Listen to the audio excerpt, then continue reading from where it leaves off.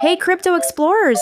Ever wondered how you can truly own a piece of digital art, just like owning a rare trading card? Well, that's exactly what NFTs do, and they're about to blow your mind. Explosion.